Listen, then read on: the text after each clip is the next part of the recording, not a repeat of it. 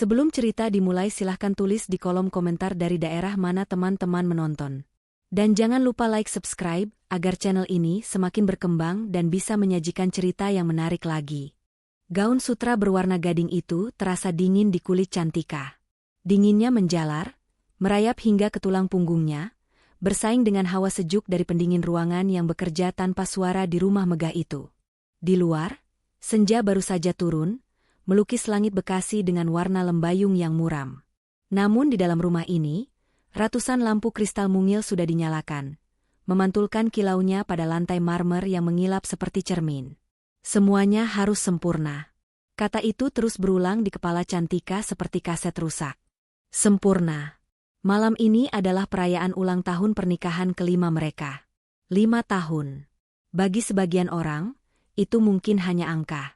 Tapi bagi Cantika, 5 tahun bersama Gilang terasa seperti 5 dekade yang penuh dengan penantian dan napas yang tertahan. Pesta ini, dengan segala kemewahannya, bukanlah idenya. Ini adalah gagasan Gilang dan ibunya, Bu Sonya. Sebuah panggung untuk menunjukkan kepada dunia betapa harmonis dan beruntungnya keluarga mereka. Sebuah pertunjukan sandiwara yang naskahnya tidak pernah ia setujui, namun ia dipaksa menjadi pemeran utamanya. Ia merapikan letak taplak meja perak di salah satu meja bundar yang dihiasi rangkaian bunga lili putih. Aroma bunga yang semerbak terasa memuakan, terlalu manis, seperti kebohongan yang terus-menerus diucapkan hingga dianggap sebagai kebenaran. Tim catering dan dekorasi bergerak cepat di sekelilingnya, memastikan setiap detail berada di tempatnya. Cantika hanya mengawasi, senyum tipis terpasang di wajahnya. Sebuah senyum yang sudah ia latih selama bertahun-tahun di depan cermin. Senyum yang tidak pernah mencapai matanya. Semuanya sudah siap, Bu Cantika. Tamu undangan akan segera datang, ujar seorang wanita dari pihak penyelenggara acara, suaranya terdengar ceria. Cantika mengangguk. Terima kasih, Mbak. Kerja kalian bagus sekali. Pujian itu keluar begitu saja. Sebuah refleks dari kebiasaan untuk selalu bersikap ramah dan menyenangkan. Ia kemudian berjalan menjauh, menuju jendela besar yang menghadap ke taman belakang. Kolam renang yang biru berkilauan diterpa cahaya lampu taman. Di sana, panggung kecil telah didirikan. Nanti Gilang akan berpidato di sana, memamerkan cinta dan kesuksesan mereka. Cantika merasakan perutnya mulas. Tangannya tanpa sadar meraba tas tangan mungil yang tergeletak di atas sofa. Tas mahal, hadiah dari Gilang, yang terasa seperti sebuah sangkar emas. Di dalamnya, di antara dompet dan telepon genggam, ada sebuah amplop putih. Tipis, ringan, namun terasa lebih berat dari seluruh beban hidupnya. Amplop dari klinik kesuburan. Amplop yang menyimpan kebenaran yang bisa menghancurkan segalanya. Ia sudah berencana akan memberikan amplop itu pada Gilang malam ini, setelah semua tamu pulang. Sebagai hadiah kejutan. Sebuah kejutan yang akan mengakhiri sandiwara ini selamanya. Cantika, sayang. Suara itu, tajam dan dilapisi madu palsu, membuat Cantika tersentak. Ia berbalik dan melihat ibu mertuanya, Bu Sonya, berjalan ke arahnya. Wanita parubaya itu tampak anggun dengan kebaya rancangan desainer ternama, rambutnya disanggul rapi tanpa celah. Namun matanya, sepasang mata elang itu, selalu menatap Cantika dengan selubung kritik yang tak pernah terucap gamblang. "Mama, sudah datang?" sapa Cantika, mencoba terdengar hangat. "Tentu saja. Mama tidak mungkin melewatkan hari bahagia putra Mama satu-satunya," jawab Bu Sonya. Matanya berkeliling, menilai setiap sudut ruangan. Pestanya megah sekali. Gilang memang tidak pernah setengah-setengah kalau soal menjaga citra keluarga. Citra keluarga. Selalu itu yang utama. Bu Sonya kemudian berhenti di depan Cantika. Tatapannya turun ke perut rata Cantika yang terbalut gaun. Senyumnya sedikit memudar. "Gaunmu indah sekali, Nak. Warnanya lembut. Tapi, alangkah lebih indahnya kalau ada tangan mungil yang memegang ujung gaunmu saat berjalan, ya?" Tusukan itu datang lagi. Halus, namun tepat sasaran. Selalu seperti itu. Bu Sonya tidak pernah menghinanya secara langsung. Ia hanya melontarkan kalimat-kalimat yang membuat Cantika merasa kosong, merasa gagal, merasa tidak lengkap sebagai seorang wanita. Cantika hanya bisa tersenyum getir. "Doakan saja ya, Ma." Sudah 5 tahun Mama berdoa, Cantika. Setiap malam. Mungkin doa Mama kurang kuat. Atau mungkin sudahlah. Busonya mengibaskan tangannya, seolah membuang pikiran buruk. Tapi Cantika tahu persis apa yang ada di kepalanya. Atau mungkin masalahnya ada padamu. Saat itulah Gilang muncul dari tangga, tampak gagah dengan setelan jas mahalnya. Rambutnya ditata rapi, senyumnya lebar dan penuh percaya diri. Ia adalah citra kesuksesan.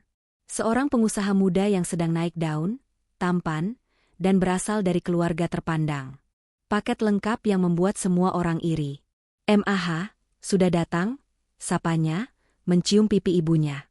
Lalu ia menoleh ke Cantika. "Sayang, kamu cantik sekali malam ini." Pujian itu terdengar hampa di telinga Cantika. "Lihat putramu, Sonya." Ia begitu mencintai istrinya. Celetuk seorang kerabat yang baru saja tiba, membuat suasana menjadi lebih canggung bagi Cantika. Gilang tertawa. "Tentu saja, Tante. Cantika adalah segalanya bagiku." Ia merangkul pinggang Cantika, menariknya lebih dekat. Rangkulan itu terasa posesif, bukan protektif. "Hanya satu yang kurang, ya kan, sayang? Kita masih menunggu anugerah dari yang di atas." Ia mengatakannya dengan nada ringan, seolah itu adalah sebuah lelucon kecil di antara mereka. Tapi bagi Cantika, itu adalah penegasan dari penghinaan ibunya. Gilang tidak pernah membelanya. Tidak sekalipun. Ia selalu berpihak pada ibunya, pada citra keluarganya. Di depan umum, ia adalah suami yang sabar dan penyayang. Namun di balik pintu kamar, ia adalah pria dingin yang sering menyalahkan Cantika atas rumah mereka yang sepi. "Mah, sudahlah. Cantika sudah berusaha. Kita doakan saja," kata Gilang pada ibunya, sebuah kalimat yang terdengar seperti pembelaan, namun sebenarnya adalah cara halus untuk menyudahi topik yang tidak nyaman itu di depan kerabat yang mulai berdatangan. Para tamu mulai membanjiri ruangan. Teman-teman Gilang dari kalangan atas, rekan bisnisnya, serta keluarga besar mereka. Semua orang tersenyum, tertawa, dan mengucapkan selamat. Cantika berdiri di samping Gilang, menyalami mereka satu persatu, senyumnya terpaku di wajah. Ia merasa seperti manekin di etalase toko, dipajang untuk dikagumi, namun tidak memiliki jiwa. Setiap kali ada teman mereka yang datang membawa anak kecil, Cantika bisa merasakan tatapan busonya menusuk punggungnya. Ia melihat bagaimana Gilang dengan luwes menggendong anak seorang temannya, tertawa dan bermain sejenak. Semua orang memuji betapa pantasnya Gilang menjadi seorang ayah. Dan setiap pujian itu terasa seperti cambukan bagi Cantika. Di tengah keramaian, Gilang berbisik di telinganya, napasnya beraroma minuman mahal. "Tolong ya, malam ini jangan ada drama. Jaga nama baik keluarga. Tersenyumlah, seolah kamu adalah wanita paling bahagia di dunia." Perintah itu, bukan permintaan, membuat sesuatu di dalam diri Cantika mengeras. Ia menatap suaminya. Pria yang pernah ia cintai dengan tulus. Pria yang dulu berjanji akan selalu menjaganya. Kini, pria itu hanya peduli pada pandangan orang lain. Ia mengangguk pelan. "Tentu, Mas." Ia akan tersenyum. Ia akan memainkan perannya dengan baik malam ini. Hingga tirai pertunjukan benar-benar ditutup. Tangannya kembali menyentuh tasnya. Amplop putih itu seolah berdenyut di dalam sana. Sebuah bom waktu yang siap ia ledakan. Bukan, ia meralat pikirannya. Ia tidak akan meledakkannya di depan semua orang. Ia akan memberikannya secara pribadi. Ia masih ingin menjaga kehormatan pria itu, meski pria itu sudah merenggut kehormatannya sebagai seorang istri berulang kali. Ia akan memberikan surat itu sebagai tiket keluar dari pernikahan ini. Sebuah akhir yang sunyi, bukan ledakan yang riuh. Setidaknya, itulah rencananya semula. Kilas balik itu datang tanpa diundang, menyeruak di antara denting gelas sampanye dan tawa palsu para tamu. 3 minggu yang lalu. Hari itu langit sama mendungnya dengan hatinya. Cantika mengemudikan mobilnya sendirian, membelah jalanan kota yang ramai menuju sebuah klinik di kawasan selatan Jakarta. Sebuah klinik yang namanya sering ia dengar dalam bisik-bisik penuh harapan di antara teman-temannya. Ia sudah tak terhitung berapa kali mengunjungi dokter kandungan, menjalani berbagai macam terapi, meminum ramuan herbal pahit yang direkomendasikan kerabat, hingga melakukan ritual-ritual aneh yang disarankan orang pintar. Semuanya ia lakukan dengan harapan, dengan doa agar rahimnya segera terisi. Dan di setiap kegagalan, ia selalu merasa dirinyalah yang bersalah. Tubuhnyalah yang cacat. Namun, dokter terakhir yang ia temui, seorang wanita parubaya yang bijaksana, mengatakan sesuatu yang menamparnya. Bu Cantika, dari semua hasil tes, tidak ada yang salah dengan Anda. Rahim Anda sehat, siklus Anda teratur. Semuanya sempurna. Sudah saatnya kita tidak hanya fokus pada satu pihak. Dalam hal ini, suami dan istri adalah satu tim. Sudahkah suami Anda diperiksa? Pertanyaan itu sederhana, namun terasa seperti petir di siang bolong. Selama 5 tahun ini, tak pernah sekalipun terlintas di benak mereka, atau lebih tepatnya di benak Gilang dan keluarganya, bahwa masalahnya mungkin bukan berasal dari Cantika. Gilang, dengan kebanggaan laki-lakinya dan silsilah keluarganya yang konon, subur, selalu berada di posisi yang tak tersentuh. Malam itu, dengan hati-hati, Cantika mencoba membicarakannya dengan Gilang. Mereka sedang berada di kamar, bersiap untuk tidur. "Mas," panggilnya lembut. "HM?" Gilang menjawab tanpa mengalihkan pandangan dari tablet di tangannya. "Tadi aku ke dokter lagi. Kata dokter, aku sehat, tidak ada masalah apa-apa." Gilang meletakkan tabletnya, tatapannya sedikit tajam. "Lalu, kalau kamu sehat, kenapa sampai sekarang belum ada hasilnya?" "Bukan begitu, Mas. Maksud dokter, mungkin sudah saatnya kita periksa berdua. Sebagai tim. Dokter menyarankan Mas juga ikut tes." Tawa Gilang terdengar kering dan menghina. "Tes? Untuk apa? Kamu pikir masalahnya ada di aku?" Ia bangkit dari tempat tidur, berdiri menjulang di hadapan Cantika. "Dengar ya, Cantika. Keluarga kita itu bibit unggul. Ayahku punya 4 anak. Kakekku 7. Semua sepupuku sudah punya anak. Tidak ada riwayat mandul di keluarga Gilang Aditama. Jadi jangan pernah menyuruhku melakukan hal konyol seperti itu. Tapi Mas, ini bukan soal riwayat keluarga. Ini sains. Ini medis. Hanya untuk memastikan." "Memastikan apa?" potong Gilang cepat, suaranya meninggi. "Memastikan kalau kamu bisa menyalahkan orang lain atas kekuranganmu? Sudah cukup aku sabar selama 5 tahun ini. Harusnya kamu lebih banyak berdoa, lebih banyak berusaha, bukannya malah mencari-cari kesalahan suamimu." Kata-kata itu, setajam belati, mengoyak sisa-sisa harapan Cantika. Ia menatap pria di hadapannya. Pria yang sama yang pernah berlutut di hadapannya, memintanya menjadi pendamping hidup. Malam itu, ia tidur memunggungi Gilang, air matanya mengalir tanpa suara, membasahi bantal. Ia sadar, ia sendirian dalam perjuangan ini. Keesokan harinya, ia kembali ke klinik. Dengan suara bergetar, ia menceritakan penolakan Gilang kepada dokter. Sang dokter menatapnya dengan iba. "Saya mengerti, Bu. Ini situasi yang sulit. Begini saja, saya akan lakukan pemeriksaan paling komprehensif pada Ibu. Dan untuk suami Ibu, ada beberapa tes awal yang bisa dilakukan dari sampel yang dibawa dari rumah. Jika beliau tetap menolak, kita akan lihat dari hasil tes Ibu dulu. Tapi saya harus jujur, tanpa kerjasama dari kedua belah pihak, akan sangat sulit." Cantika setuju. Ia menjalani serangkaian tes yang melelahkan dan menguras emosi.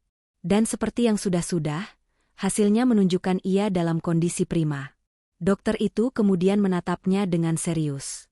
"Bu Cantika, dengan hasil seperti ini, kemungkinan besar masalahnya bukan pada Ibu. Saya sangat menyarankan suami Ibu untuk diperiksa. Ini demi kebaikan kalian berdua." Dengan berat hati, Cantika mencoba lagi. Ia pulang membawa sebuah wadah steril kecil dari klinik. Ia meletakkannya di meja nakas sisi tempat tidur Gilang. Gilang melihat benda itu dengan tatapan jijik. "Apa ini?" "Dari dokter, Mas. Untuk..." "Aku sudah bilang tidak," bentak Gilang, menyapu wadah itu hingga jatuh ke lantai. "Jangan pernah bawa barang-barang menjijikan itu ke hadapanku lagi. Urus saja masalahmu sendiri." Malam itu, Cantika memungut wadah kosong itu dengan tangan gemetar.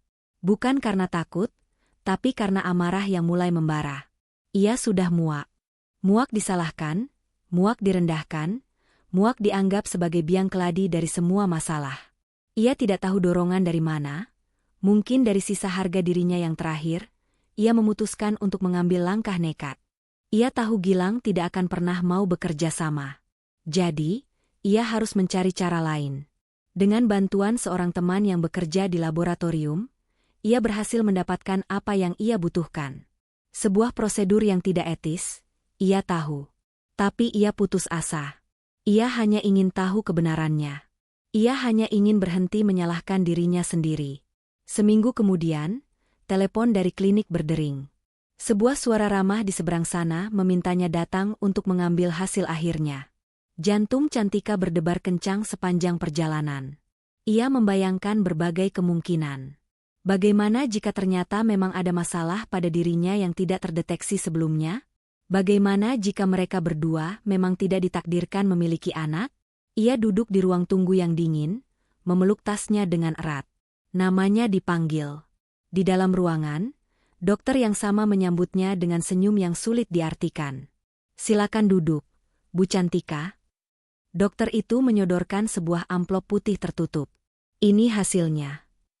Tangan Cantika gemetar saat menerimanya. "Bagaimana, Dok?" Dokter itu menghela napas panjang. "Hasil tes ibu, seperti yang sudah kita duga, sangat baik. Fertilitas ibu dalam kondisi optimal." Ia berhenti sejenak, memilih kata-kata berikutnya dengan hati-hati. "Namun, dari hasil pemeriksaan sampel suami ibu, kami menemukan kondisi yang disebut azoospermia." Cantika mengerutkan kening. "Azoospermia? Apa itu?" "Artinya, tidak ditemukan sel sperma sama sekali dalam air mani. Dalam istilah awam, kondisi ini adalah kemandulan total dari pihak pria." Dunia Cantika berhenti berputar. Hening. Yang terdengar hanya dengung pendingin ruangan dan detak jantungnya sendiri yang menggema di telinga. "Mandul." Kata itu, yang selama ini selalu ditujukan padanya, yang menjadi hantu dalam setiap tidurnya, ternyata milik orang lain. Milik suaminya. Ia tidak tahu harus merasakan apa. Ada sedikit rasa lega yang aneh, karena beban berat yang selama ini ia pikul terangkat sudah. Ia tidak cacat. Ia tidak gagal. Tapi rasa lega itu segera tergantikan oleh gelombang emosi lain yang lebih dahsyat. Pertama, rasa sakit. Rasa sakit yang merobek hatinya saat ia mengingat kembali semua tuduhan, semua sindiran, semua malam-malam yang ia habiskan dengan menangis dalam diam, menyalahkan tubuhnya sendiri. Kedua, amarah. Amarah yang membakar. Ia marah pada Gilang.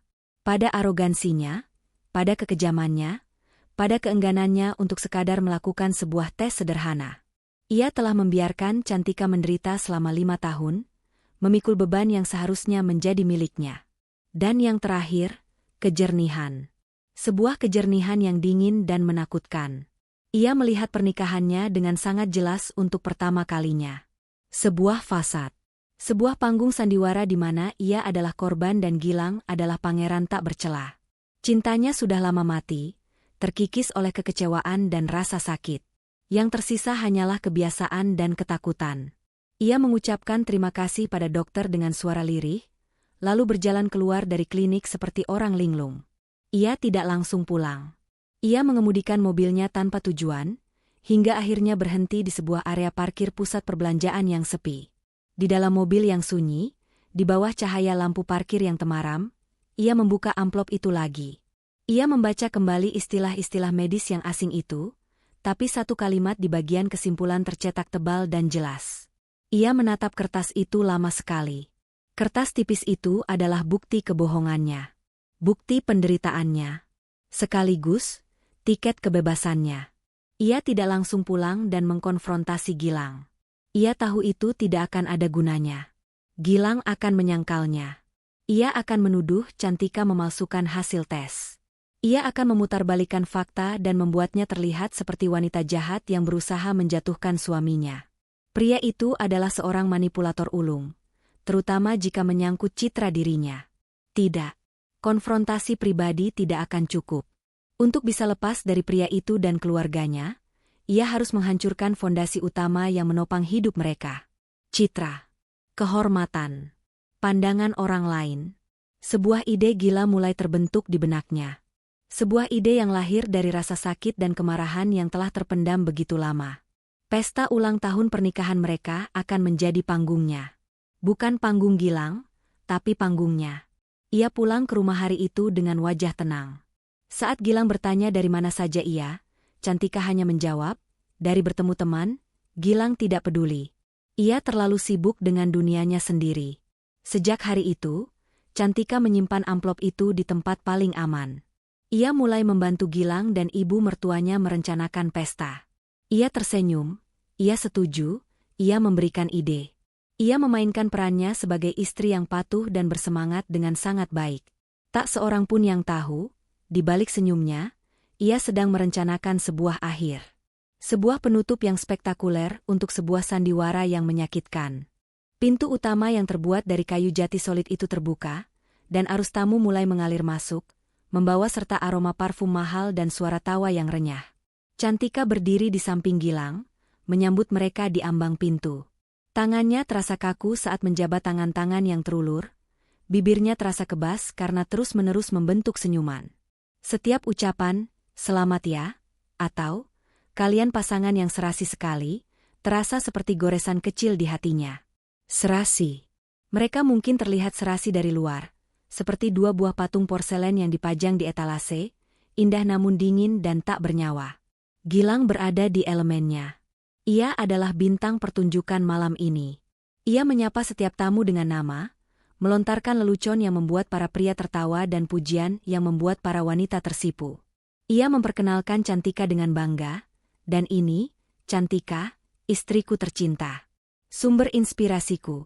Setiap kali ia mengucapkan kata-kata itu, tangannya akan meremas pinggang Cantika sedikit lebih erat, sebuah isyarat kepemilikan yang membuat Cantika ingin melepaskan diri. Seorang rekan bisnis Gilang yang berperut buncit menepuk bahu Gilang. Beruntung sekali kamu, Gilang.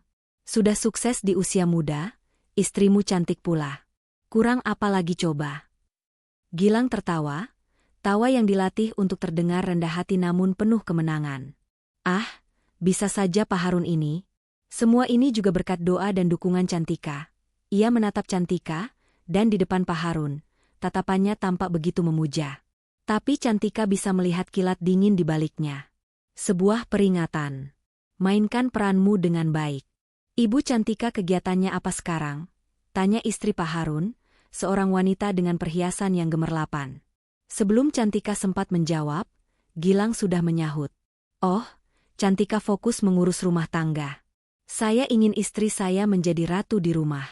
Tidak perlu lelah bekerja di luar. Sebuah kebohongan yang indah.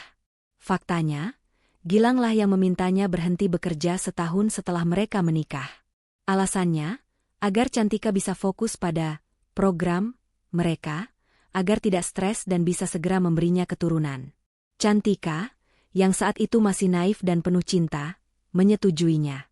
Ia melepaskan karirnya yang sedang menanjak di sebuah firma arsitektur, menukar sketsa dan cetak biru dengan buku resep dan daftar belanjaan. Kini, ia sadar, itu bukan permintaan yang didasari oleh cinta. Itu adalah cara Gilang untuk mengisolasinya, untuk membuatnya bergantung sepenuhnya padanya. Ia hanya tersenyum pada wanita itu. Iya, Bu. Saya menikmati peran saya sebagai ibu rumah tangga. Keramaian semakin menjadi. Alunan musik jazz yang lembut mengalir dari pengeras suara yang tersembunyi. Para pelayan berseragam hilir mudik membawa nampan berisi minuman dan makanan kecil. Cantika merasa seperti tenggelam dalam lautan wajah-wajah asing yang tersenyum palsu. Ia melepaskan diri sejenak dari sisi Gilang dengan alasan ingin memeriksa dapur. Ia hanya butuh beberapa detik untuk bernapas. Di koridor yang sedikit lebih sepi, ia bertemu salah satu sahabat lamanya dari zaman kuliah, Dewi. Dewi adalah salah satu dari sedikit temannya yang masih ia pertahankan. Cantika, seru Dewi, memeluknya erat.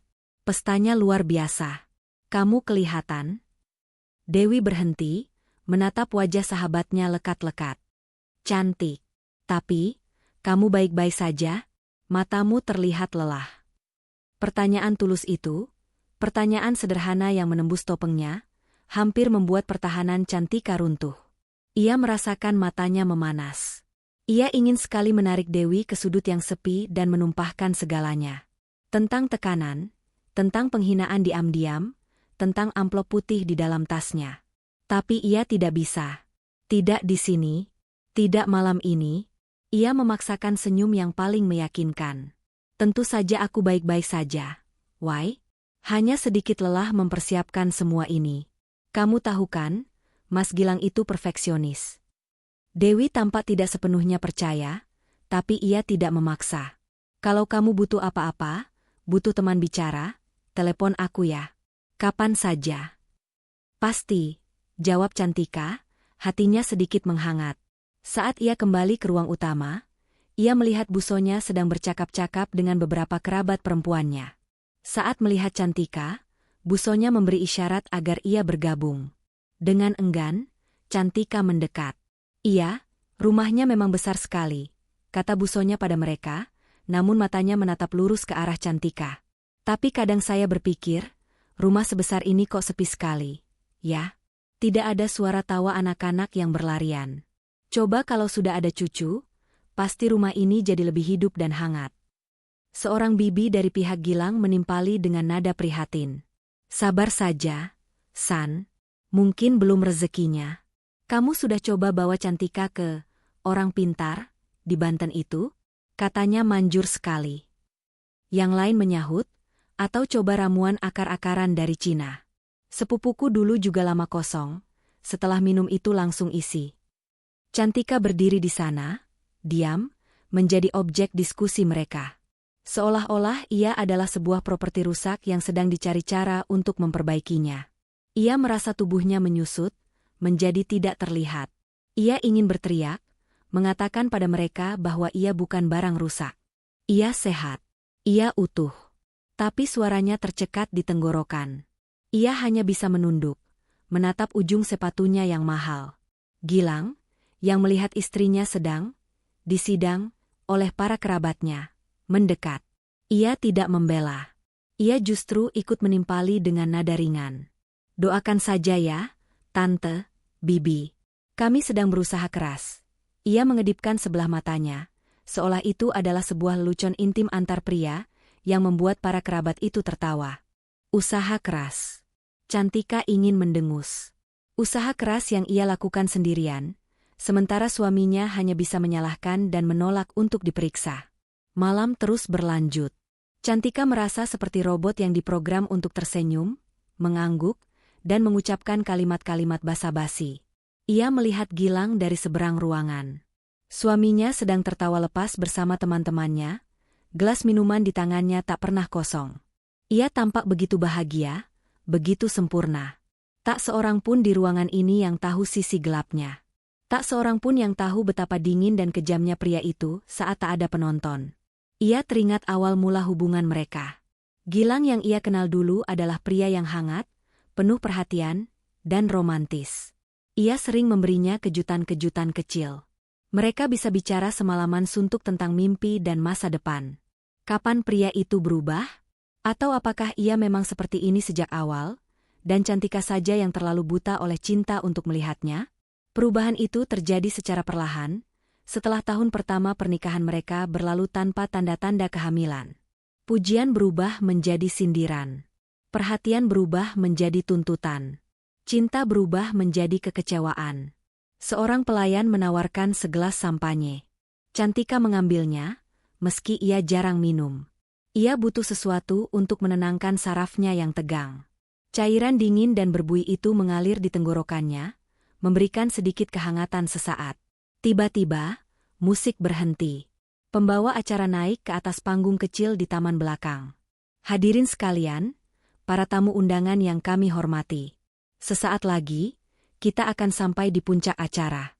Marilah kita dengarkan bersama, sepatah dua patah kata dari pria yang berbahagia malam ini, sekaligus merayakan ulang tahun pernikahannya yang kelima. Kita sambut, Bapak Gilang Aditama. Tepuk tangan membahana. Semua mata tertuju pada Gilang yang berjalan dengan langkah tegap menuju panggung. Ia tampak seperti seorang raja yang akan berpidato di hadapan rakyatnya. Cantika merasakan jantungnya berdebar lebih kencang. Perutnya kembali mulas. Ia memegang tas tangannya erat-erat. Amplop di dalamnya terasa seperti batu yang panas. Inilah saatnya. Setelah pidato manis penuh kebohongan itu, dan setelah semua tamu pulang, ia akan mengakhiri segalanya. Ia akan memberikan surat itu dan pergi. Ia hanya perlu bertahan sedikit lebih lama. Sedikit lebih lama dalam kepalsuan ini. Cahaya lampu sorot menimpa Gilang, membuatnya menjadi satu-satunya pusat perhatian di taman yang temaram itu. Ia berdiri di atas panggung dengan senyum yang bisa meluluhkan hati siapa saja.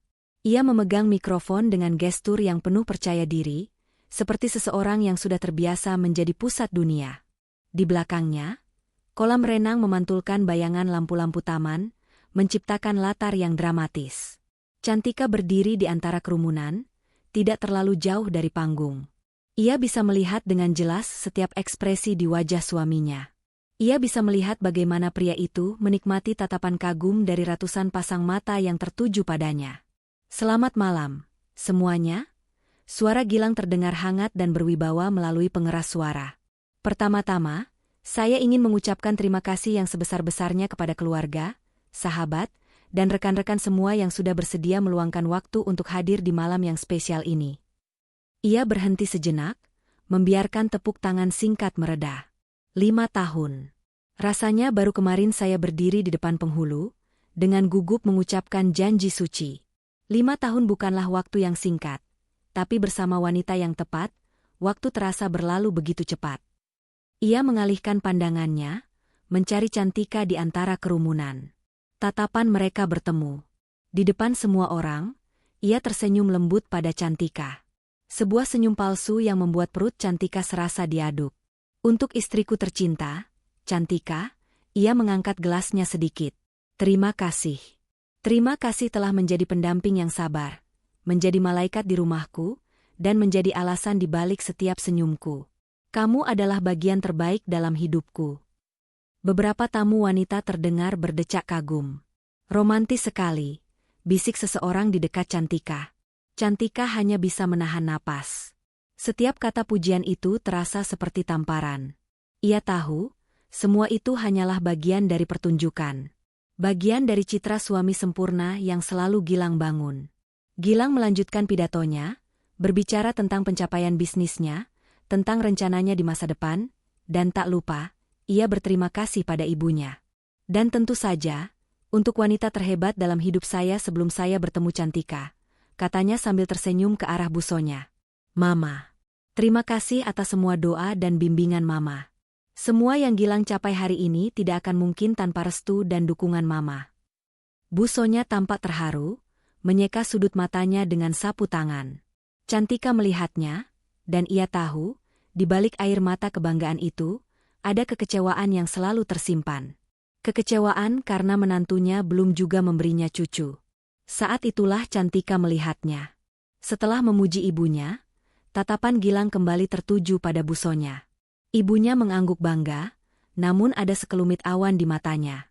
Sebuah pesan tanpa kata yang hanya bisa dimengerti oleh mereka berdua. Dan Gilang, yang sudah menenggak beberapa gelas minuman beralkohol, tampaknya menangkap pesan itu dengan cara yang salah. Egonya yang sudah membumbung tinggi, ditambah dengan alkohol dan tekanan diam-diam dari ibunya, menjadi kombinasi yang berbahaya. Atmosfer pidato itu mulai berubah. Senyum di wajah Gilang sedikit memudar, digantikan oleh ekspresi yang lebih muram dan dramatis. Ia menghela napas panjang, seolah sedang memikul beban yang berat. Tapi, teman-teman, suaranya menjadi lebih pelan, lebih personal. Seperti yang kita semua tahu, tidak ada yang sempurna di dunia ini.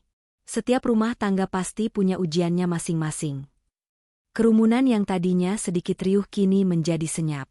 Semua orang mendengarkan dengan saksama, penasaran kemana arah pembicaraan ini. Cantika merasakan firasat buruk mulai merayap di punggungnya. Ini tidak ada dalam naskah.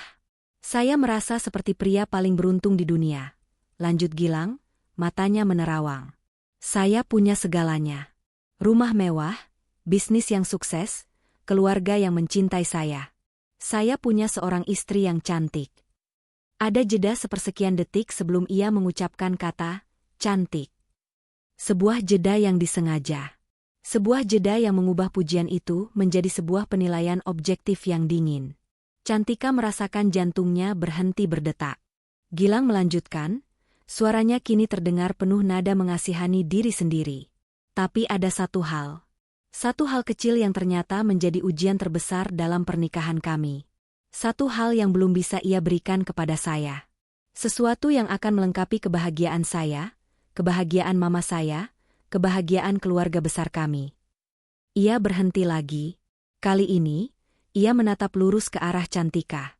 Lampu sorot seolah ikut bergerak, dan Cantika merasa telanjang di bawah tatapan semua orang. Ia bisa merasakan ratusan pasang mata kini beralih dari panggung ke arahnya. Tatapan mereka bercampur antara rasa ingin tahu, kasihan, dan beberapa di antaranya, cemoohan. Ia ingin lari. Ia ingin menghilang dari tempat itu. Tapi kakinya seolah terpaku di lantai. Dan kemudian, Gilang menjatuhkan bomnya. Dengan suara yang jelas, yang bisa didengar hingga ke sudut taman yang paling jauh, ia mengucapkan kalimat yang menghancurkan dunia Cantika. 5 tahun kami menunggu. 5 tahun kami berusaha dan berdoa. Dan malam ini, di hari perayaan kita, saya rasa saya harus belajar menerima takdir saya. Ia menatap Cantika dengan ekspresi yang dibuat sesedih mungkin. Takdir untuk memiliki seorang istri yang tidak bisa memberikan saya seorang pewaris. Mungkin takdir saya adalah memiliki istri yang mandul. Sunyi. Kesunyian yang terjadi setelah kalimat itu begitu pekat, begitu berat, hingga terasa memekakan telinga. Musik jazz yang tadi mengalun lembut, kini terasa sudah mati total. Denting gelas yang tak sengaja jatuh di kejauhan terdengar, seperti suara ledakan. Waktu seolah berhenti. Cantika berdiri membeku. Kata itu, kata yang selama ini hanya berani dibisikkan di belakang punggungnya oleh ibu mertuanya, kata yang menjadi mimpi buruknya, kini diteriakkan di depan ratusan orang oleh suaminya sendiri.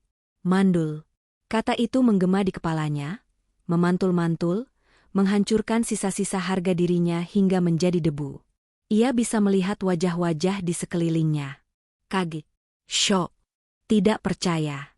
Beberapa wanita menutup mulut mereka dengan tangan. Para pria tampak canggung, tidak tahu harus berbuat apa. Dewi, sahabatnya, menatapnya dengan mata terbelalak ngeri, wajahnya pucat pasi. Dan busonya, ibu mertuanya, ia menunjukkan ekspresi terkejut yang sangat terlatih, seolah ia tidak menyangka putranya akan mengatakan hal itu, namun ada kilatan kepuasan yang tak bisa disembunyikan di matanya. Rasa sakit yang dirasakan Cantika begitu luar biasa, begitu fisik, hingga ia merasa sulit bernapas.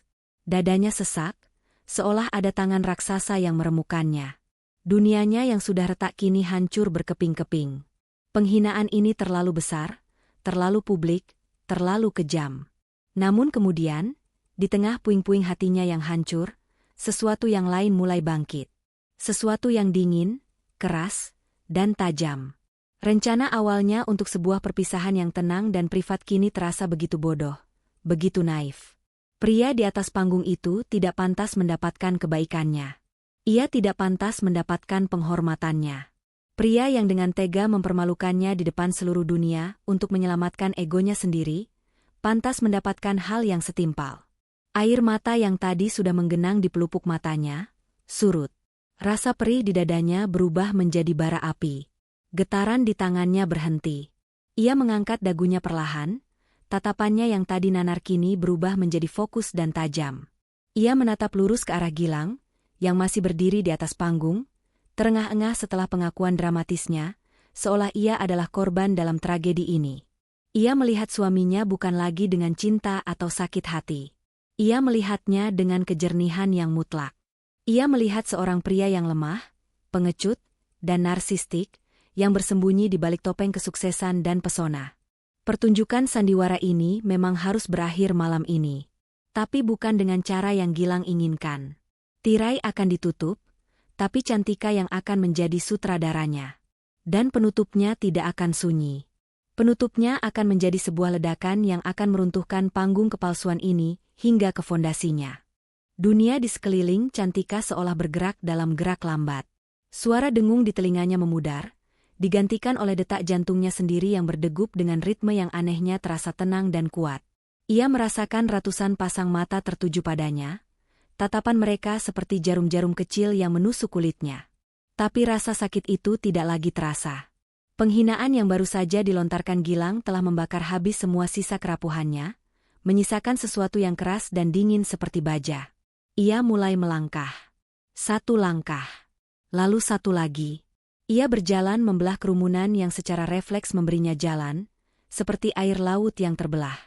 Bisik-bisik kaget terdengar di sekelilingnya, tapi ia tidak mendengarnya. Fokusnya hanya satu. Pria yang masih berdiri di atas panggung, wajahnya menyeratkan kebingungan atas reaksi sunyi yang ia dapatkan, belum sepenuhnya sadar akan badai yang akan menghantamnya. Gilang melihat Cantika berjalan ke arahnya. Ia mengira istrinya akan datang untuk menangis, memohon, atau mungkin membuat sebuah drama menyedihkan yang justru akan semakin memperkuat posisinya sebagai korban. Senyum tipis yang meremehkan mulai terbentuk di bibirnya. Namun Cantika tidak menangis. Wajahnya tenang, matanya kering dan berkilat dengan cahaya yang Gilang tidak kenali. Langkahnya mantap. Setiap hentakan sepatunya di lantai marmer terdengar, seperti ketukan palu hakim. Saat ia tiba di depan panggung, ia tidak berhenti. Ia menaiki 3 anak tangga dengan anggun, gaunnya menyapu lantai tanpa suara. Ia kini berdiri berhadapan dengan Gilang, hanya berjarak 1 lengan. Kebingungan di wajah Gilang kini berganti menjadi kewaspadaan. "Apa yang kamu lakukan, Cantika?" "Turun," desis Gilang pelan, cukup untuk didengar olehnya, senyumnya masih terpaku untuk para penonton. Cantika tidak menjawab. Ia hanya mengulurkan tangannya dan dengan gerakan yang cepat namun tidak kasar, ia mengambil alih mikrofon dari genggaman Gilang yang longgar karena terkejut. Gilang mencoba menahannya, tapi sudah terlambat. Mikrofon itu kini ada di tangan Cantika. Ia berdiri di tengah panggung, di bawah sorotan lampu yang sama yang beberapa saat lalu menyinari suaminya. Ia menarik napas dalam-dalam. Kesunyian di taman itu begitu total, seolah seluruh dunia menahan napas bersamanya. "Selamat malam," suaranya terdengar jelas, sedikit serak, namun stabil. Tidak ada getaran ketakutan di dalamnya. "Maaf mengganggu perayaan yang indah ini." Ia menoleh sedikit, menatap Gilang yang berdiri membeku di sampingnya. "Suami saya benar," katanya, membuat seluruh tamu undangan, termasuk Gilang, mengerutkan kening. "Memang ada yang kurang dalam pernikahan kami selama 5 tahun ini." Ia berhenti sejenak, membiarkan kalimatnya menggantung di udara. "Yang kurang itu bukan seorang anak. Yang kurang dalam pernikahan kami adalah kejujuran." Gemuruh kecil mulai terdengar dari arah kerumunan. "Selama 5 tahun, lanjut Cantika," suaranya kini mulai diwarnai oleh getaran emosi yang tertahan, bukan kesedihan, melainkan kemarahan yang membeku. "Selama 1825 hari, saya hidup dengan sebuah stempel tak terlihat di dahi saya. Stempel, wanita yang tidak sempurna. Saya bolak-balik ke puluhan dokter, sendirian. Saya meminum ratusan jenis obat dan ramuan, sendirian.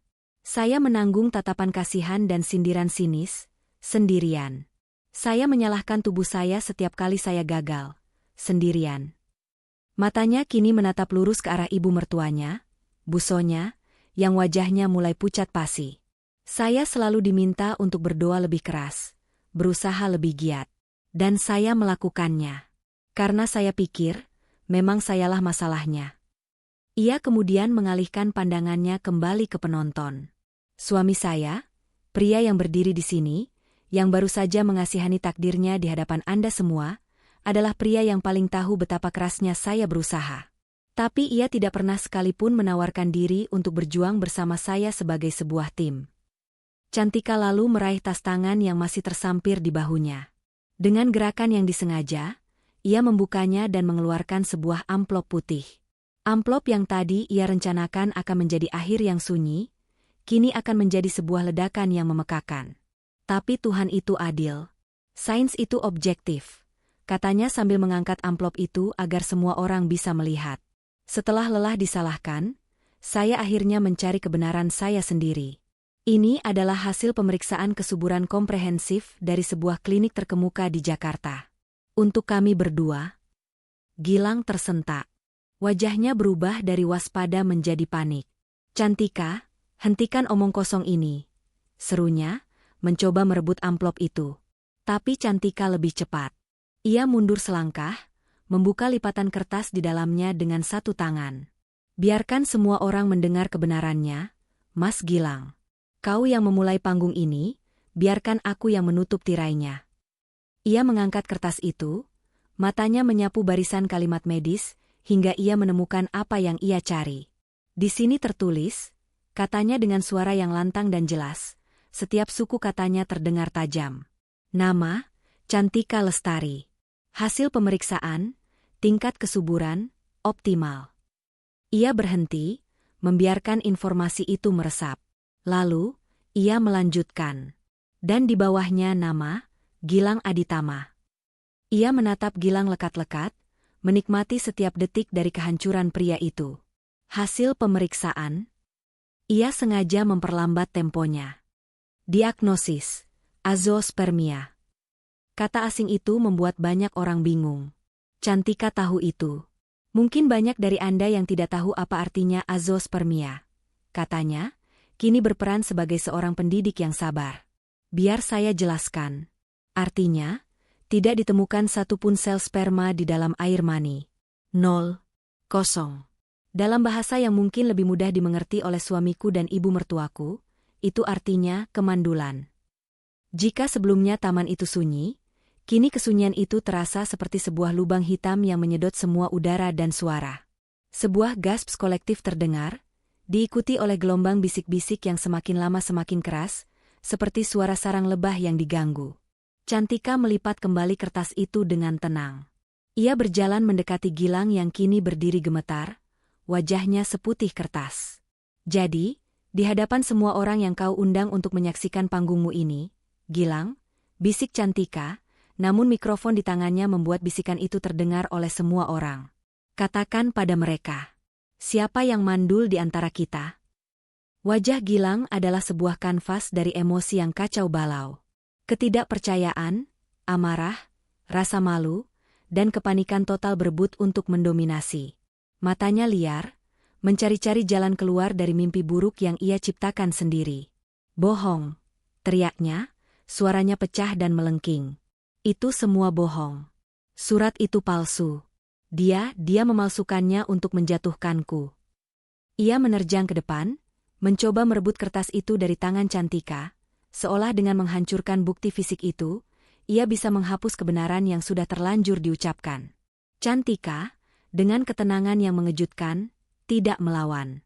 Ia membiarkan Gilang menyambar kertas itu dari tangannya. Ia tidak lagi membutuhkannya.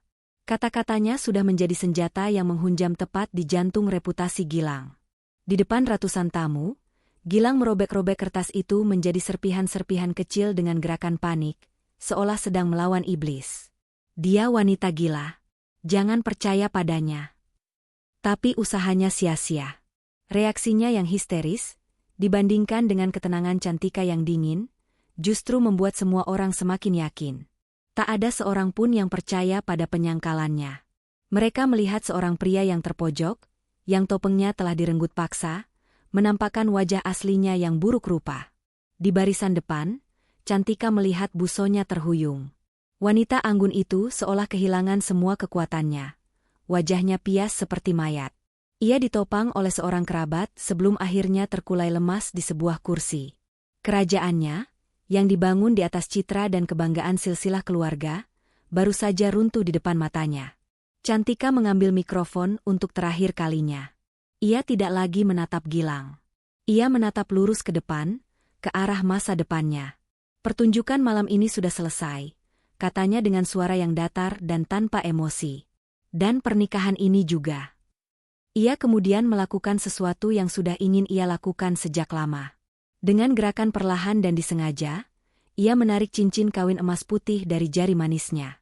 Cincin yang dulu ia terima dengan air mata bahagia, kini terasa seperti belenggu yang dingin. Ia tidak melemparkannya. Itu terlalu dramatis, terlalu klise.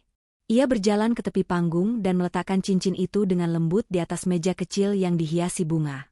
Sebuah penutup yang rapi untuk sebuah babak kehidupan yang berantakan. Terima kasih atas perhatiannya, tutupnya, sebelum meletakkan mikrofon di samping cincin itu. Lalu, ia berbalik dan berjalan menuruni tangga panggung. Kerumunan yang tadi menghalangi jalannya, kini kembali terbelah. Tapi kali ini, tatapan mereka berbeda. Tidak ada lagi rasa kasihan yang merendahkan. Yang ada adalah keterkejutan, simpati, dan bagi sebagian wanita di sana, secercah kekaguman. Ia berjalan dengan kepala tegak, punggungnya lurus. Ia tidak menoleh ke belakang untuk melihat Gilang yang masih berteriak-teriak histeris di atas panggung. Ia tidak peduli pada serpihan kertas yang beterbangan seperti konfeti dalam sebuah perayaan yang gagal. Ia tidak peduli pada kekacauan yang ia tinggalkan. Itu bukan lagi masalahnya. Langkahnya membawanya melewati pintu utama, keluar dari rumah yang selama 5 tahun ini telah menjadi sangkar emasnya. Udara malam Bekasi yang sedikit lembab terasa begitu segar di paru-parunya, seperti napas pertama setelah terlalu lama tenggelam. Suara hingar-bingar pesta perlahan meredup di belakangnya, tergantikan oleh suara jangkrik dan deru mobil di kejauhan. Ia tiba di mobilnya, membukanya, dan duduk di belakang kemudi. Tangannya masih sedikit gemetar, sisa-sisa dari adrenalin yang membanjiri tubuhnya. Di dalam keheningan mobil, semuanya terasa nyata. Ia berhasil melakukannya. Ia telah membebaskan dirinya sendiri. Dan saat itulah, tangisnya pecah. Tapi ini bukanlah tangisan kesedihan. Bukan tangisan karena kehilangan seorang suami atau sebuah pernikahan. Ini adalah tangisan kelegaan. Tangisan yang membersihkan semua luka, semua kepahitan, semua rasa sakit yang telah ia pendam selama bertahun-tahun. Setiap isakan yang keluar dari bibirnya terasa seperti melepaskan sebuah rantai yang berat. Ia menangis untuk gadis naif yang pernah begitu mencintai Gilang. Ia menangis untuk wanita kuat yang baru saja lahir malam ini. Setelah beberapa menit, tangisnya mereda. Ia menyeka air matanya dengan punggung tangannya. Ia menatap pantulan wajahnya di kaca spion. Matanya bengkak dan merah, tapi sorotnya berbeda. Lebih ringan. Lebih bebas. Ia menyalakan mesin mobil. Ia tidak bisa kembali ke rumah itu. Rumah itu bukan lagi miliknya. Ia juga tidak ingin pulang ke rumah orang tuanya. Ia belum siap menjawab 1001 pertanyaan mereka. Hanya ada satu tempat yang terlintas di benaknya. Ia mengemudikan mobilnya, menjauh dari kompleks perumahan mewah itu, menuju sebuah apartemen sederhana di pusat kota. Apartemen milik Dewi. Setengah jam kemudian, ia sudah berdiri di depan pintu unit sahabatnya. Ia menekan bel. Tak lama, pintu terbuka dan Dewi muncul dengan wajah penuh kekhawatiran. Ia pasti langsung pulang setelah insiden tadi. Cantika. Ya Tuhan, aku khawatir sekali. Ayo masuk. Dewi menariknya ke dalam, tidak menanyakan apa-apa. Ia hanya memeluk sahabatnya dengan erat. Di dalam pelukan hangat itu, Cantika merasa aman untuk pertama kalinya malam itu. Dewi menuntunnya untuk duduk di sofa, lalu bergegas ke dapur untuk membuatkannya teh hangat. Saat ia kembali, ia menyelimuti bahu Cantika dengan selimut tipis. Minum dulu, kata Dewi lembut, meletakkan cangkir di hadapannya. Cantika menyesap teh itu. Kehangatannya menjalar ke seluruh tubuhnya yang dingin. Aku tidak tahu harus berkata apa, Ken, ujar Dewi pelan. Tapi aku bangga padamu. Kamu sangat berani. Cantika menatap sahabatnya, senyum kecil yang tulus terukir di bibirnya. Aku hanya lelah menjadi korban. Why? Aku hanya ingin mengambil kembali ceritaku. Malam itu, mereka tidak banyak bicara lagi. Dewi mengerti bahwa Cantika hanya butuh ruang untuk bernapas. Ia menyiapkan kamar tamu untuk sahabatnya. Untuk pertama kalinya dalam 5 tahun, Cantika tidur sendirian di sebuah tempat tidur asing. Ia tidak merasa kesepian. Ia merasa damai. Sebelum memejamkan mata, ia menatap langit-langit kamar yang putih bersih. Ia memikirkan masa depannya. Kosong. Sebuah kanvas putih yang terbentang luas. Rasanya menakutkan, tapi di saat yang bersamaan, juga terasa begitu menggairahkan. Ia tidak tahu apa yang akan terjadi besok, atau lusa, atau tahun depan. Tapi satu hal yang pasti, ia akan melukisnya sendiri. Dengan warnanya sendiri. Pertunjukan sandiwara itu telah benar-benar berakhir. Beberapa minggu pertama setelah malam itu terasa kabur, seperti mimpi demam yang panjang. Cantika tinggal di apartemen Dewi, terbungkus dalam kepompong persahabatan yang protektif. Dewi tidak pernah memaksanya bicara, tapi selalu ada, menyediakan teh hangat di pagi hari dan mendengarkan dalam diam saat Cantika akhirnya siap untuk menumpahkan isi hatinya di tengah malam. Telepon genggamnya terus berdering, dipenuhi panggilan dari nomor-nomor yang tidak dikenal dan pesan-pesan dari kerabat Gilang yang mencoba melakukan mediasi, atau lebih tepatnya, mencoba membujuknya untuk menyelesaikan masalah secara kekeluargaan demi menjaga nama baik. Cantika mengabaikan semuanya. Proses perceraian ternyata berjalan lebih cepat dan lebih senyap dari yang ia bayangkan. Gilang dan keluarganya, yang reputasinya sudah hancur lebur, tidak ingin memperpanjang drama di pengadilan. Mereka hanya ingin skandal ini hilang dari peredaran secepat mungkin. Gilang bahkan tidak pernah menunjukkan wajahnya. Semua komunikasi dilakukan melalui pengacara. Seorang pria berwajah masam yang menatap Cantika seolah ia adalah penjahatnya. Cantika tidak meminta banyak. Ia tidak menuntut harta gonogini dari kekayaan yang Gilang kumpulkan selama pernikahan mereka. Ia hanya meminta kembali apa yang menjadi miliknya sebelum menikah, sejumlah kecil tabungan dan beberapa aset warisan dari almarhum ayahnya. Ia tidak ingin 1 rupiah pun uang Gilang menempel padanya. Ia hanya ingin kebebasannya. Dalam sebuah pertemuan singkat yang dingin di kantor pengacara, kesepakatan itu ditandatangani. Palu diketuk di pengadilan agama beberapa minggu kemudian. Secara hukum, ia bukan lagi seorang istri. Ia hanya Cantika. Nama itu terasa aneh di lidahnya. Selama 5 tahun, identitasnya melekat pada suaminya. Ia adalah istri Gilang. Kini, ia harus belajar menjadi dirinya sendiri lagi. Langkah pertama adalah mencari tempat tinggal.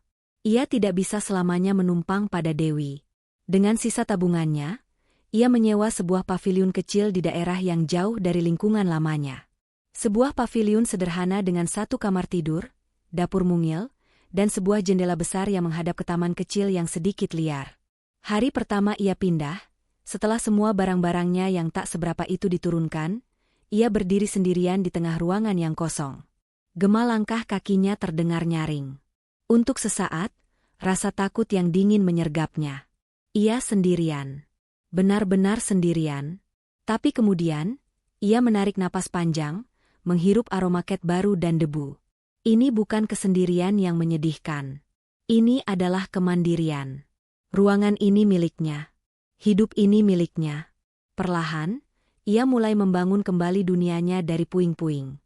Ia membeli perabotan bekas yang ia cat ulang sendiri. Ia menanam bunga-bunga di taman kecilnya. Ia menemukan kembali kecintaannya pada arsitektur. Portofolionya yang sudah lama berdebu ia buka kembali. Sketsa-sketsa lamanya ia pelajari lagi. Tangannya terasa kaku saat pertama kali memegang pensil gambar, otaknya terasa lambat. 5 tahun adalah waktu yang lama untuk berhenti melakukan sesuatu yang kau cintai. Ia mulai dari hal-hal kecil. Ia menawarkan jasa desain interior gratis untuk kafe milik teman Dewi. Ia menghabiskan waktu berhari-hari di sana, mengukur, menggambar, dan mengawasi tukang. Ia merasakan kembali gairah itu, kepuasan saat melihat sebuah ide di atas kertas terwujud menjadi ruang yang nyata. Hasil kerjanya dipuji banyak orang. Dari sana, pekerjaan mulai berdatangan. Sebuah proyek renovasi dapur, lalu desain sebuah paviliun tamu, lalu sebuah butik kecil. Pekerjaannya tidak besar. Bayarannya tidak seberapa dibandingkan gaya hidupnya dulu, tapi setiap rupiah yang ia hasilkan terasa begitu berharga. Itu adalah uangnya, hasil dari keringat dan otaknya sendiri. Di sela-sela pekerjaannya, ia menghubungi kembali orang tuanya. Ibunya menangis di telepon saat mendengar ceritanya secara utuh. Ada rasa bersalah dalam suara ibunya, karena mungkin ikut menekan Cantika secara tidak langsung selama ini. Tapi yang terpenting, mereka mendukung keputusannya 100%. Pulanglah, nak. Rumah selalu terbuka untukmu, kata ayahnya dengan suara yang menenangkan. Cantika berjanji akan sering mengunjungi mereka, tapi ia menegaskan bahwa ia ingin mencoba berdiri di atas kakinya sendiri terlebih dahulu. Ia perlu membuktikan sesuatu pada dirinya sendiri. Ia menemukan kembali kebahagiaan dalam hal-hal sederhana yang pernah hilang darinya. Ia bisa menghabiskan waktu berjam-jam di toko buku, tanpa ada yang meneleponnya dengan tidak sabar. Ia bisa duduk sendirian di warung kopi, membuat sketsa di buku catatannya sambil menikmati aroma kopi. Ia bergabung dengan sebuah komunitas pecinta alam dan mulai mendaki gunung-gunung kecil di akhir pekan, merasakan lelahnya fisik yang justru menyegarkan jiwanya. Setiap pagi, ia bangun karena cahaya matahari yang masuk dari jendela, bukan karena alarm yang disetel untuk menyiapkan sarapan suaminya. Ia tidak lagi merasa cemas saat melihat kalender, menghitung masa suburnya dengan putus asa. Ia tidak lagi menatap cermin dan melihat seorang wanita yang gagal. Kini, ia melihat seorang penyintas. Seorang pejuang. Tentu saja, ada malam-malam di mana rasa sepi itu datang. Di mana ia teringat pada kenangan-kenangan baik yang pernah ada, sekecil apapun itu. Tapi ia tidak membiarkan dirinya tenggelam. Ia belajar untuk menerima masa lalunya sebagai sebuah pelajaran, bukan sebagai sebuah hukuman. Ia belajar bahwa kebahagiaan sejati tidak datang dari orang lain, atau dari status sebagai seorang istri dan ibu. Kebahagiaan sejati datang dari dalam, dari penerimaan diri, dan dari keberanian untuk membangun hidup sesuai dengan keinginanmu sendiri. 1 tahun berlalu sejak malam pesta itu. Cantika sedang duduk di taman kecil di belakang pavilionnya, secangkir teh hangat mengepul di tangannya. Taman yang dulu liar kini sudah tertata rapi, penuh dengan bunga warna-warni. Ia baru saja menyelesaikan sebuah proyek besar, desain sebuah rumah tinggal dari nol. Kliennya sangat puas. Ia merasa lelah, tapi lelah yang membahagiakan. Ia menatap langit sore yang mulai memerah. Ia merasa utuh. Ia merasa cukup. Untuk pertama kalinya dalam waktu yang sangat lama, ia merasa bahagia hanya dengan menjadi dirinya sendiri. Ia tidak lagi menunggu. Ia hanya menjalani. Berita tentang kejatuhan Gilang Aditama tidak datang seperti badai, melainkan seperti racun yang menyebar perlahan, merusak segalanya dari dalam. Cantika tidak pernah sengaja mencarinya, tapi informasi itu selalu menemukan jalannya sendiri, seringkali melalui Dewi yang mendengarnya dari lingkaran pertemanan mereka yang dulu sama. Skandal di pesta malam itu menjadi legenda urban di kalangan sosialita Bekasi dan Jakarta. Cerita itu menyebar dari mulut ke mulut di setiap arisan, pertemuan klub, dan acara makan malam. Detailnya mungkin sedikit berubah di setiap penceritaan, tapi intinya tetap sama. Gilang Aditama, si putra emas yang angkuh, telah dipermalukan di atas panggungnya sendiri oleh istri yang selama ini ia tindas. Dalam semalam, simpati publik berbalik arah. Cantika, yang dulu dipandang sebelah mata, kini dilihat sebagai figur yang tragis namun kuat. Sementara Gilang, citranya sebagai suami idaman yang sabar hancur tak bersisa. Ia kini hanyalah seorang pengecut yang kejam. Dampak sosialnya datang lebih dulu. Undangan-undangan ke acara-acara penting yang dulu selalu membanjiri meja kerjanya, kini berhenti total. Teman-teman yang dulu menepuk punggungnya dan tertawa bersama leluconnya, kini berpura-pura tidak melihatnya saat mereka berpapasan di mal atau restoran. Ia menjadi paria. Kehadirannya membuat orang lain merasa tidak nyaman. Dewi pernah bercerita pada Cantika, "Kemarin aku bertemu Rina di supermarket. Katanya, dia melihat Gilang makan sendirian di sebuah pujasera. Penampilannya kusam, tidak terurus.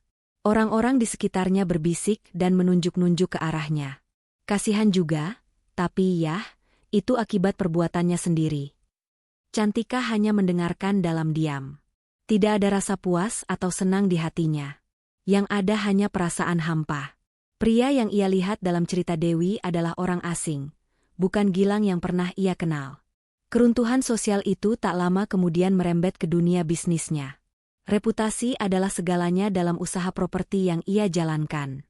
Para investor dan kliennya adalah orang-orang konservatif yang menjunjung tinggi citra keluarga yang baik. Berita tentang bagaimana ia memperlakukan istrinya di depan umum membuat mereka ragu. Mereka mulai mempertanyakan karakternya. Jika ia bisa begitu kejam pada istrinya sendiri, bagaimana ia akan memperlakukan mitra bisnisnya? Sebuah proyek pembangunan resor mewah yang sudah di depan mata, tiba-tiba dibatalkan.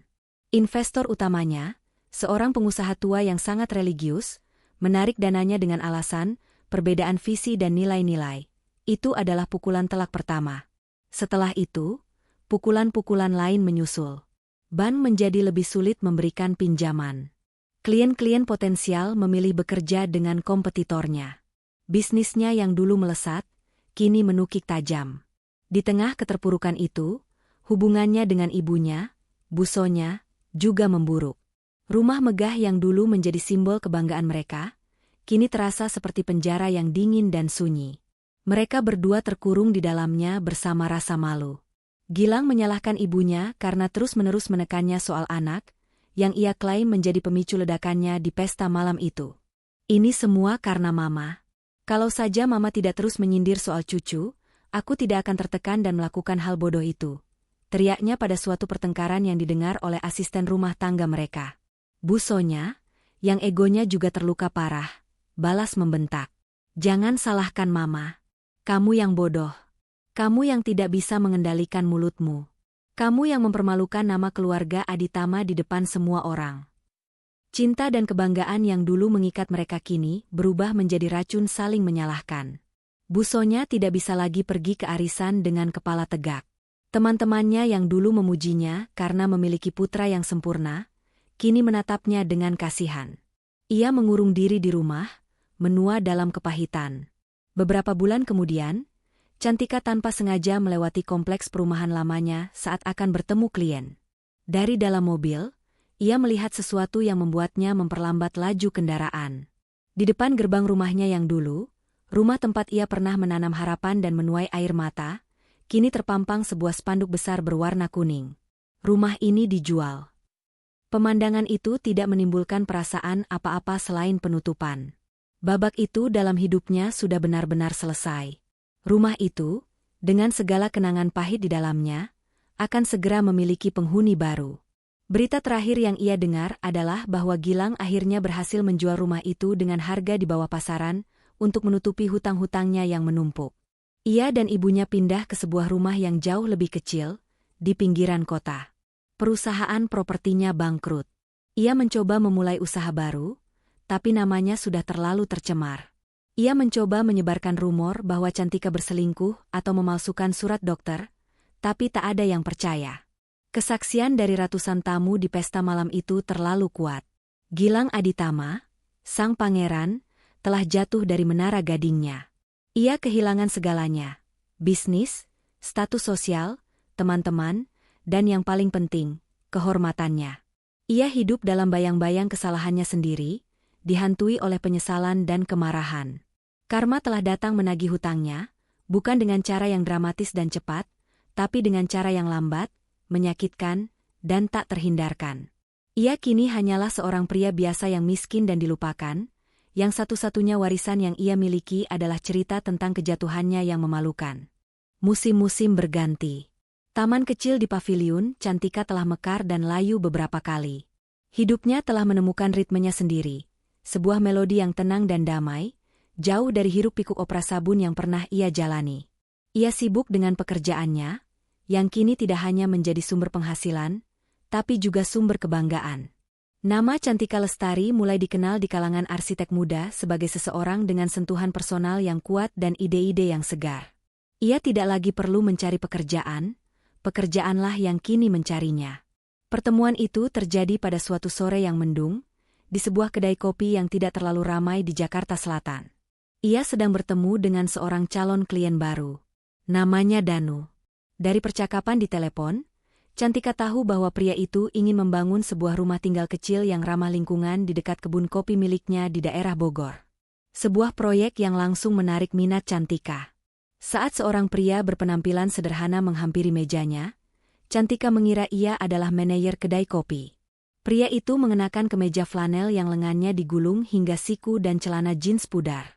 Rambutnya sedikit ikal dan senyumnya hangat.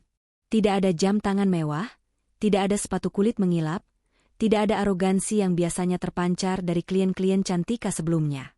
"Mbak Cantika?" tanyanya dengan suara yang ramah. "Iya, betul. Mas Danu," jawab Cantika, sedikit terkejut. "Iya, saya Danu," katanya sambil mengulurkan tangan. Jabat tangannya erat dan mantap. "Maaf kalau penampilan saya begini, saya baru saja dari kebun." Mereka duduk dan mulai bicara. Danu menceritakan mimpinya. Ia bukan sekadar pengusaha kopi, ia adalah seorang pecinta kopi. Ia ingin membangun sebuah rumah yang menyatu dengan alam, yang menggunakan material lokal, dan hemat energi. Ia tidak bicara tentang berapa meter persegi luasnya, atau semewah apa interiornya. Ia bicara tentang bagaimana ia ingin cahaya matahari pagi masuk ke dapurnya, tentang bagaimana ia ingin bisa mendengar suara aliran sungai kecil di belakang kebunnya dari teras rumah. Cantika mendengarkan dengan saksama. Untuk pertama kalinya, ia bertemu klien yang berbicara dalam bahasanya, bahasa tentang rasa, fungsi, dan harmoni, bukan bahasa tentang status dan pamer. Ia mengeluarkan buku sketsanya dan mulai menggambar sambil mereka bicara. Tangannya bergerak lincah, menerjemahkan mimpi Danu menjadi garis-garis dan bentuk. Danu menatapnya bekerja dengan tatapan kagum. "Tanganmu cepat sekali," komentarnya, "dan kamu sepertinya langsung mengerti apa yang saya inginkan." Karena yang Mas Danu ceritakan adalah sebuah rumah, bukan sekadar bangunan, jawab Cantika tanpa mengalihkan pandangan dari sketsanya. Pertemuan kerja pertama itu terasa lebih seperti percakapan antar teman lama. Mereka berbicara selama hampir 3 jam, tidak hanya tentang desain rumah, tapi juga tentang kopi, tentang buku, dan tentang arti hidup sederhana. Saat pertemuan berakhir, Danu menatap Cantika dengan tatapan yang tulus. "Saya senang sekali bisa bekerja sama denganmu, Cantika. Saya punya firasat baik tentang ini." Firasat itu ternyata benar. Proses desain berjalan dengan sangat lancar. Mereka sering bertemu, kadang di kantor kecil Cantika, kadang di lokasi proyek di Bogor. Setiap pertemuan selalu dipenuhi dengan diskusi yang produktif dan tawa. Danu adalah klien yang ideal. Ia menghargai keahlian Cantika, mendengarkan sarannya, namun juga memberikan masukan yang cerdas. Cantika merasa dihargai sebagai seorang profesional, sebagai seorang seniman. Sebuah perasaan yang sudah lama tidak ia rasakan. Hubungan profesional mereka perlahan mulai mencair menjadi persahabatan. Terkadang setelah meninjau lokasi, mereka akan mampir ke warung makan Sunda di pinggir jalan, menikmati makanan sederhana sambil bertukar cerita. Cantika mengetahui bahwa Danu adalah seorang duda. Istrinya meninggal dunia 5 tahun lalu karena sakit. Ia tidak punya anak. Ia mengisi hidupnya dengan merawat kebun kopi peninggalan ayahnya dan membangun kedai kopinya dari nol. Sebaliknya, Danu tidak pernah bertanya banyak tentang masa lalu Cantika. Ia sepertinya bisa merasakan ada luka di sana, dan ia tidak ingin memaksanya untuk membuka diri. Ia hanya menjadi pendengar yang baik saat Cantika sesekali menyinggung masa lalunya secara samar. Hingga suatu hari, saat proyek pembangunan rumah akan segera dimulai, mereka duduk di tepi sungai kecil yang mengalir di batas kebun kopi Danu. Suara air dan gesekan daun bambu menciptakan suasana yang tenang.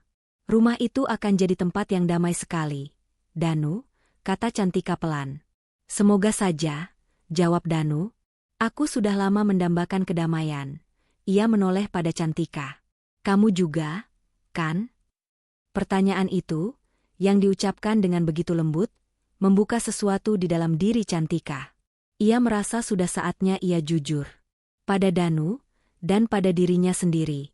Dengan suara yang sedikit bergetar, ia menceritakan semuanya. Ia tidak menceritakan detail-detail yang menyakitkan, hanya garis besarnya.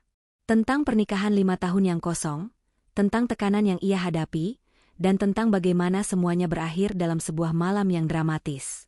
Ia tidak menutupi apapun, termasuk tentang masalah kesuburan yang menjadi pangkal dari segala deritanya. Setelah ia selesai bicara, ia tidak berani menatap Danu. Ia takut melihat tatapan kasihan, atau lebih buruk lagi, tatapan menghakimi di mata pria itu. Hening sejenak. Lalu ia merasakan tangan Danu yang hangat dan sedikit kasar menyentuh tangannya dengan lembut. "Terima kasih sudah mempercayaiku dengan ceritamu," kata Danu pelan. Cantika akhirnya memberanikan diri menatapnya. Tidak ada rasa kasihan di mata pria itu. Yang ada hanya kemarahan yang tertahan atas apa yang telah Cantika lalui, dan kekaguman yang tulus. "Masa lalumu tidak mendefinisikan siapa dirimu sekarang, Cantika," lanjutnya. "Itu hanya bagian dari perjalanan yang membuatmu menjadi wanita kuat yang duduk di sampingku hari ini. Aku tidak melihatmu sebagai korban. Aku melihatmu sebagai seorang pemenang." Air mata mengalir di pipi Cantika. Tapi kali ini, itu adalah air mata kelegaan. Air mata karena merasa diterima seutuhnya, dengan semua bekas luka yang ia bawa. Sejak hari itu, hubungan mereka berubah. Persahabatan mereka mulai diwarnai oleh benih-benih perasaan yang lebih dalam. Suatu malam, setelah makan malam untuk merayakan dimulainya pembangunan, Danu mengantar Cantika pulang ke pavilionnya. Sebelum berpisah, Danu menatapnya dengan serius. Cantika, saya menikmati setiap waktu yang saya habiskan denganmu, jauh lebih dari sekadar urusan pekerjaan. Kalau kamu bersedia, dan jika kamu sudah siap, saya ingin mengenalmu lebih jauh lagi. Bukan sebagai klien, tapi sebagai Danu. Permintaan itu begitu tulus, begitu menghargai, dan memberikan semua kendali pada Cantika. Tidak ada tekanan, tidak ada paksaan. Cantika tersenyum, senyum pertama yang benar-benar mencapai matanya dalam waktu yang sangat lama. Aku juga mau, Danu. Kisah cinta mereka tidak seperti dongeng. Tidak ada pangeran berkuda putih atau gestur-gestur romantis yang megah. Kisah mereka dibangun di atas fondasi yang kokoh. Percakapan di pagi hari, secangkir kopi yang diseduh dengan sempurna, saling mendukung pekerjaan masing-masing, dan tawa yang meledak karena lelucon-lelucon yang tidak lucu.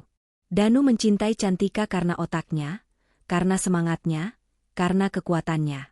Dan Cantika, untuk pertama kalinya, merasa dicintai apa adanya. Ia belajar bahwa cinta yang sejati bukanlah tentang memiliki, melainkan tentang bertumbuh bersama. 4 tahun kemudian. Pagi itu, cahaya matahari keemasan menyelinap masuk melalui jendela-jendela besar di sebuah rumah kayu yang hangat di perbukitan Bogor. Rumah itu beraroma kopi yang baru diseduh, bubur bayi, dan kebahagiaan. Ini adalah rumah yang dulu hanya ada dalam sketsa Cantika, sebuah mimpi yang mereka bangun bersama. Kini, rumah itu telah terisi penuh dengan kehidupan. Di dapur, Danu, dengan rambut yang sedikit lebih beruban di pelipisnya, sedang dengan cekatan menggiling biji kopi. Di ruang keluarga yang terbuka, Cantika sedang berlutut di atas karpet, tertawa saat mencoba menyuapi seorang bayi laki-laki gembul yang duduk di kursi makannya. Di sampingnya, di dalam sebuah boks bayi, seorang bayi perempuan yang merupakan kembaran si laki-laki, sedang tertidur pulas, memeluk sebuah boneka jerapah. Nama mereka Aryan dan Arya. Keajaiban kembar mereka. Perjalanan mereka untuk mendapatkan si kembar tidaklah mudah. Setelah menikah, mereka tahu bahwa mereka membutuhkan bantuan medis. Mereka menjalaninya bersama-sama, sebagai sebuah tim. Proses bayi tabung yang panjang dan menguras emosi mereka lalui dengan saling berpegangan tangan. Ada kegagalan, ada air mata, tapi tidak pernah ada saling menyalahkan.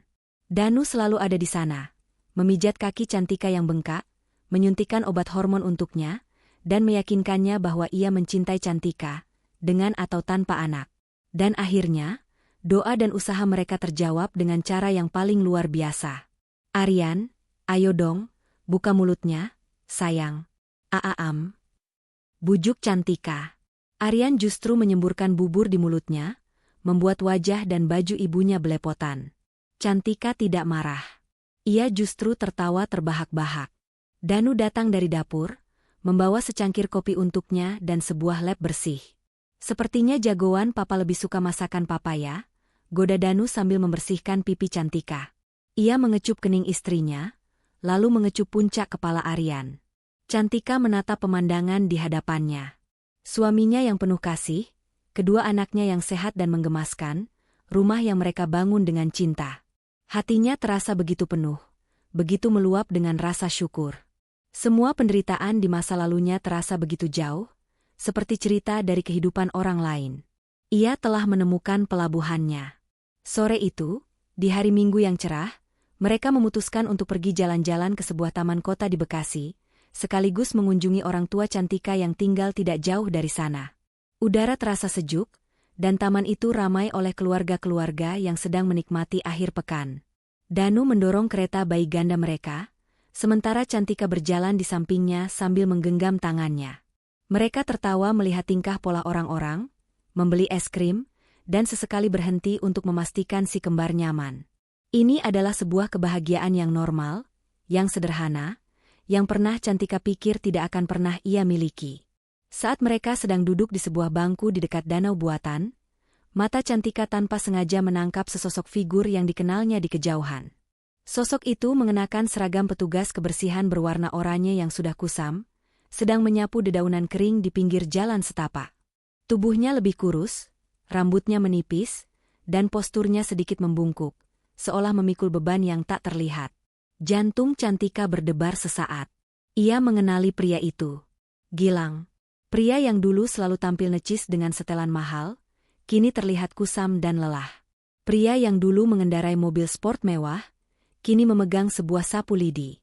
Pria yang dulu menjadi pusat perhatian, kini menjadi sosok tak terlihat yang diabaikan oleh lalu lalang pengunjung taman. Seolah merasakan tatapannya, Gilang mendongak. Untuk sepersekian detik yang terasa abadi, mata mereka bertemu dari seberang taman. Cantika bisa melihat keterkejutan di mata Gilang, yang dengan cepat berubah menjadi sesuatu yang lain. Bukan lagi kemarahan atau kebencian, melainkan kehampaan. Sebuah penyesalan yang begitu dalam, begitu abadi, terukir jelas di wajahnya yang menua sebelum waktunya. Gilang melihat Cantika. Ia melihat wanita yang pernah ia sia-siakan, kini tampak begitu bercahaya dan bahagia. Ia melihat pria baik di sampingnya.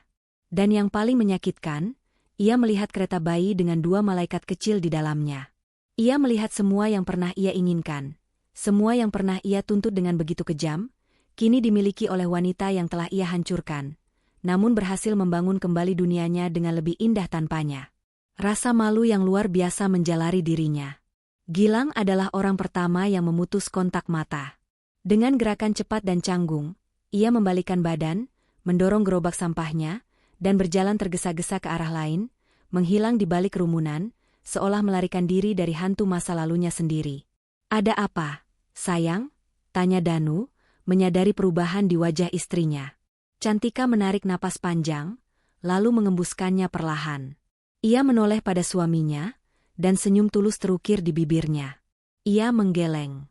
"Tidak apa-apa, Mas. Hanya teringat sesuatu." Ia tidak lagi merasakan sakit atau amarah.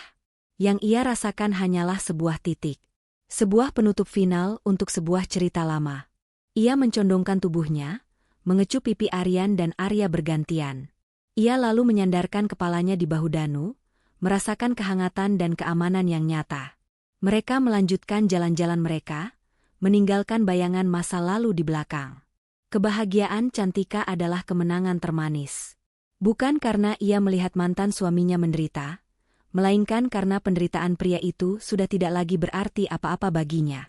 Hidupnya kini terlalu penuh dengan cinta untuk menyisakan ruang bagi kebencian.